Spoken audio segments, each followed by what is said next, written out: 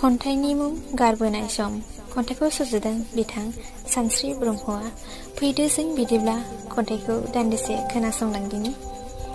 गारबोनाय सम जाय समाव आं हारसिं थायो आं गोसोखाङो आंनि गारबोनाय सम आरो जेब्ला गोसोखाङो दुखु मोनो आं मोनथिस्लाबै थाइनै मेगननिफ्राय दुंब्रुद मोदै बोहैयो।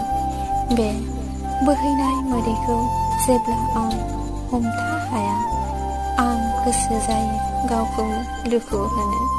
मानोना आंनि गारबोनाय समफोरा जोबोद समायनामोन जाय समफोरखौ आं दासिमबो बावनो हाया। नाथाय दा बै समफोरखौलाय बहाथो मोनफिनबावनो। दाथ' आंनि जिउआव रंजानाय मिनिनाय जेबोआनो गैला। जेन बैफोरो आंखौ गिनानैसो खारजोब्बाय। आं मिथिगौ मानसिनि जिउआव सुखु दुखुआथ' थाखायो होनना। बेखायनोथ' आंबो थांनानै दं। दायो आं गारबोनाय समफोरनि गोसोखांथियाव थांनानै थानो लुबैयो।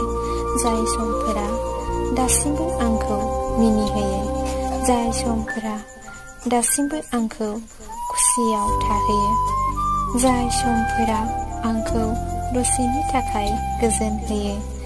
जेब्लासिम आंनि जिउआ खामग्लिनाय हांगार जालाङा अब्लासिम गारबोनाय समफोरनि गोसोखांथियाव थांनानै थानो लुबैयो आं। एसेनोसै।